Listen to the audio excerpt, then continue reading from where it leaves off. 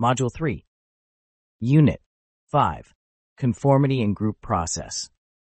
Conformity and group processes are central themes in social psychology, exploring how individuals adjust their behaviors, beliefs, or attitudes to align with group norms and expectations. Conformity occurs when individuals yield to real or imagined social pressure. People conform for various reasons, including the desire to fit in, be liked, or be correct. There are two main types of conformity. Normative social influence, where people conform to be accepted or liked by a group, and informational social influence, where people conform because they believe the group has accurate information or knows better than they do. A classic example of normative social influence is seen in situations where people publicly comply with a group norm without necessarily agreeing with it privately.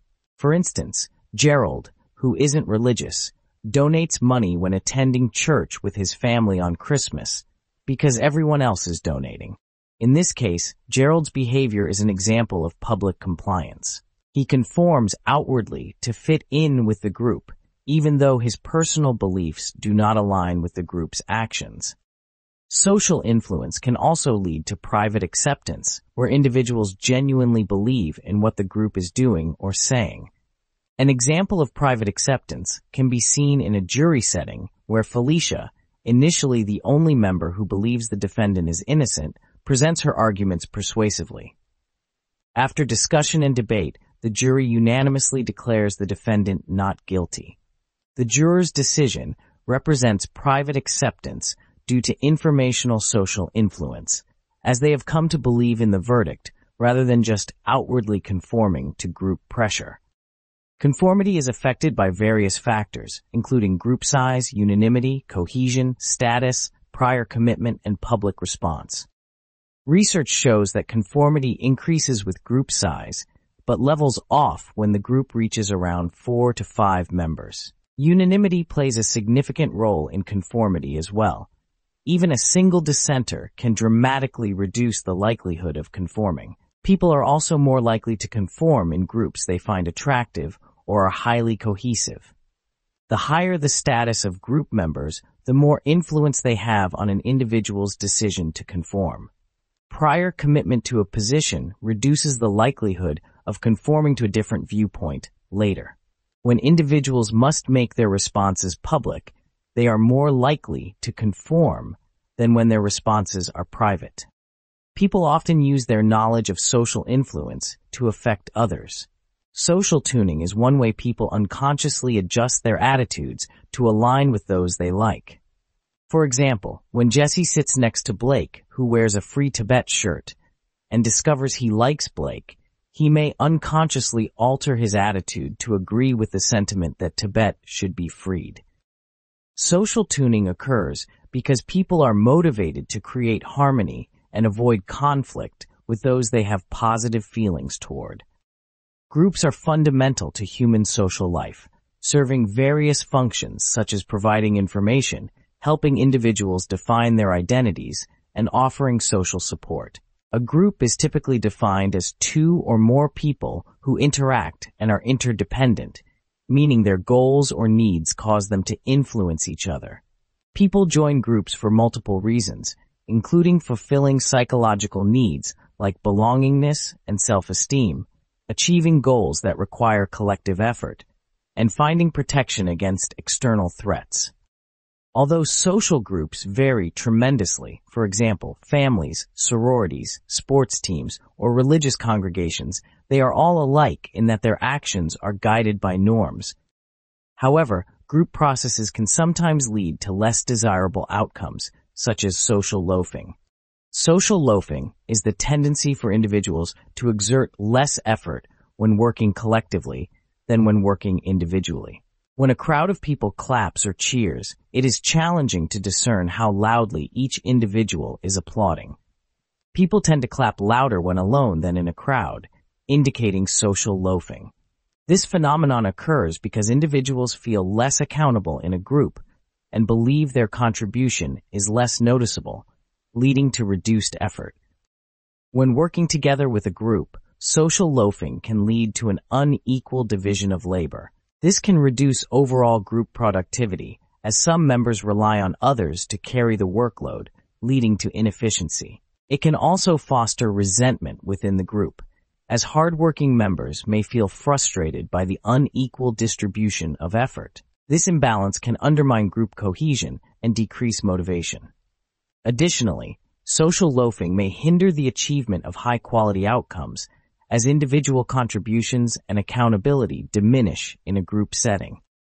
Based on established gender and cultural differences, a good work group would include women and students from collectivist cultures, such as Asia and South America. This is because women tend to have a more relational sense of interdependence and are more likely to focus on what will benefit the group than men. People from collectivistic cultures also tend to behave in ways that benefit groups they belong to, which in turn makes them less likely to loaf. The impact of group processes also extends to how responsibilities are shared within groups. Transactive memory is a process by which groups collectively encode, store, and retrieve knowledge. In a marriage, for example, Marta is responsible for remembering family birthdays and when the bills are due, while Dave ensures that the kids get to their sports practices on time. This division of cognitive labor illustrates how transactive memory allows groups to function more efficiently by distributing responsibilities according to members' strengths.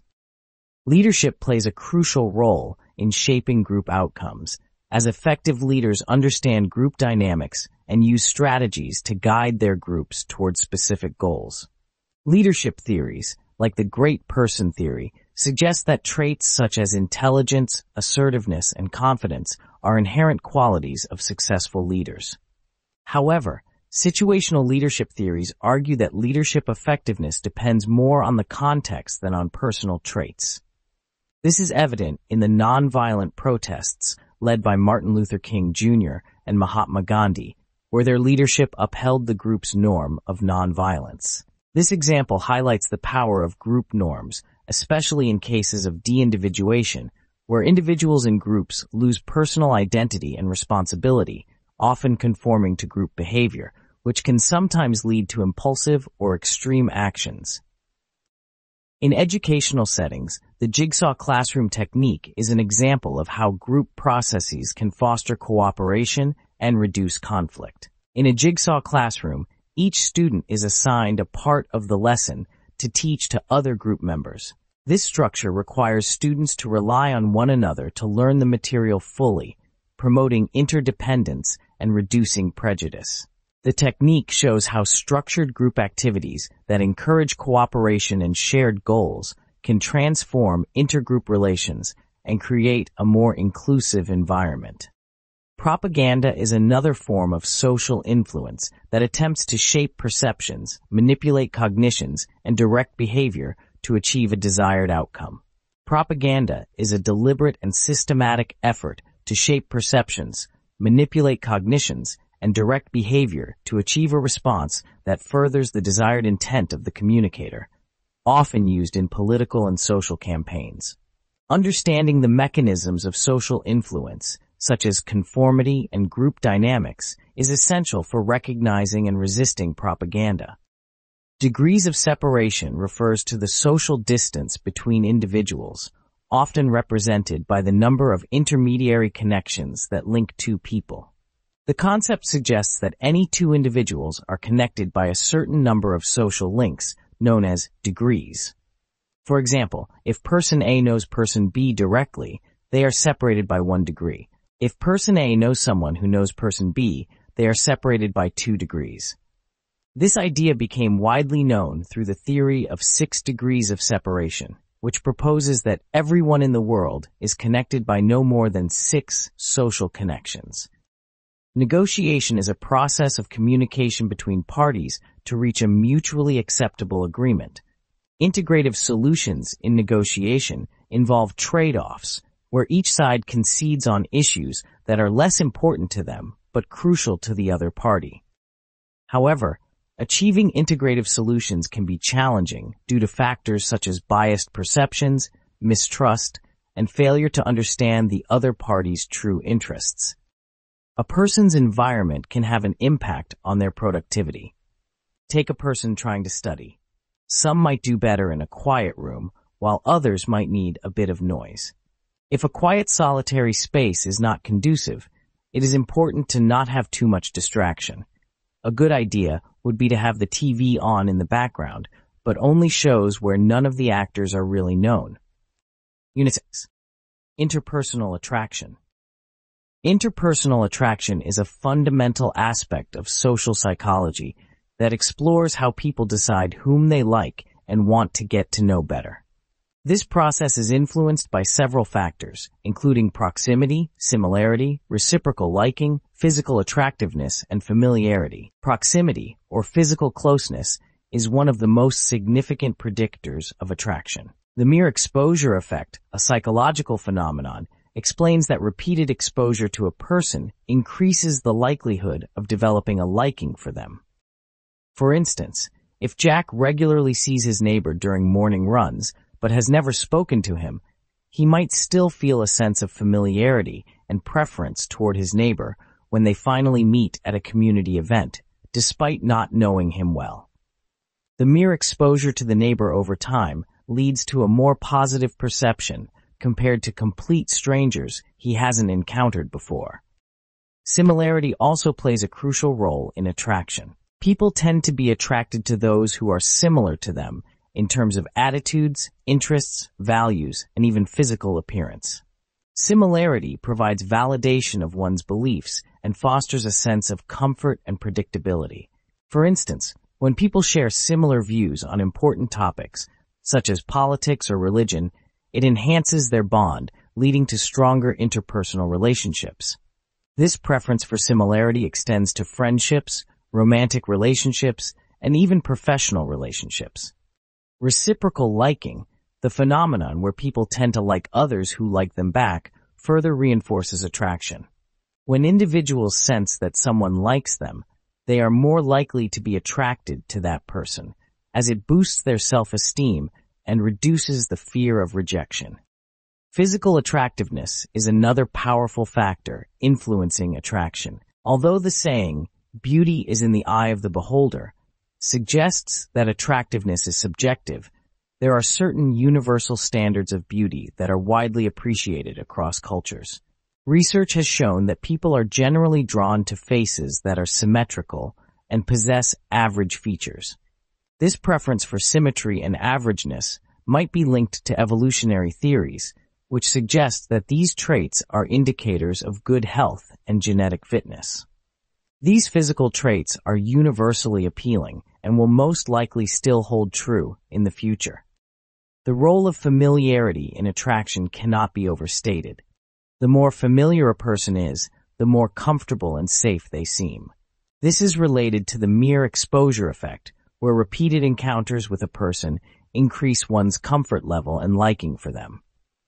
This familiarity can come from sharing the same environment, such as attending the same classes, living in the same neighborhood, or working at the same company. The combination of proximity, similarity, reciprocal liking, physical attractiveness, and familiarity often determines whom people are drawn to and form relationships with. Relationships play a crucial role in human well-being, offering emotional support, companionship, and a sense of belonging. Social connections help individuals feel valued and understood, fostering happiness and reducing feelings of loneliness and isolation. The absence of meaningful relationships can lead to feelings of loneliness, hopelessness, and alienation. This highlights how vital relationships are for maintaining mental health and emotional stability. Strong relationships provide not only social support, but also contribute to personal growth, self-esteem, and resilience in the face of challenges. New technologies have dramatically shaped how people connect and develop relationships, adding another layer to interpersonal attraction in modern times. With the advent of online dating platforms, social media, and communication apps, the dynamics of attraction have evolved significantly. Online dating, for instance, has made it easier for people to meet potential partners who share similar interests or values, even if they are geographically distant. These platforms utilize algorithms that match individuals based on their profiles, preferences, and behavior patterns, creating a new context for interpersonal attraction. While these technologies offer convenience and a broader pool of potential partners, they also come with challenges. For example, online profiles may not always accurately reflect a person's real-life characteristics, leading to mismatched expectations and potential disappointment. Research has shown that 81% of people intentionally provide slightly inaccurate information on their online dating profiles to present themselves in a more favorable light. The ease of access to potential partners can also lead to the paradox of choice, where having too many options results in decision paralysis or dissatisfaction with the choices made. Despite these challenges, technology has undoubtedly expanded the possibilities for forming new relationships and connections beyond traditional geographical and social boundaries. Love is a complex emotion that can be categorized into different types, including passionate love and companionate love. Passionate love is characterized by intense emotions and a strong desire for union with another person. It is often marked by an intense longing for the other person's presence. Companionate love, on the other hand, is deeper and more enduring, characterized by mutual respect, attachment, and a sense of commitment. Companionate love is often seen in long-term relationships, where the initial passion may fade, but the emotional bond, shared experiences, and sense of partnership continue to grow. Equity theory is a critical framework for understanding satisfaction in relationships. This theory suggests that people are happiest in relationships where there is a balance between what they give and what they receive. In equitable relationships, both partners perceive that their contributions, such as time, effort, and emotional investment, are reciprocated in proportion to what they get back. When this balance is disturbed, such as when one partner feels they are giving more than they are receiving, it can lead to dissatisfaction and conflict. For example, in casual friendships or acquaintances, equity usually takes the form of exchange relationships, where there is an immediate expectation of reciprocity. In contrast, in family relationships, close friendships, or long-term romantic partnerships, equity occurs in a long-term context, where there is less concern about immediate repayment, as it is expected that things will balance out over time. Romantic breakups can significantly impact individuals, affecting their emotional, psychological, and even physical well-being. Breakups are often characterized by grief, sadness, and a sense of loss, especially if the relationship was deeply meaningful. However, the impact of a breakup varies depending on several factors, including the length and depth of the relationship, the reason for the breakup, and the level of attachment to the partner. Research suggests that people who have a strong network of social support, a secure attachment style, and a positive sense of self are better equipped to cope with the emotional aftermath of a breakup. Over time, individuals typically go through a process of emotional adjustment, where they reflect on the relationship, learn from the experience, and gradually move on. Understanding these concepts is essential for appreciating the complexity of human relationships. Attraction is not merely a matter of chance, but is shaped by a combination of psychological, social, and biological factors. By exploring these influences, social psychologists gain a better understanding of how relationships form, develop, and sometimes end. This knowledge is valuable for improving interpersonal skills, fostering healthier relationships, and promoting emotional well-being in various social contexts.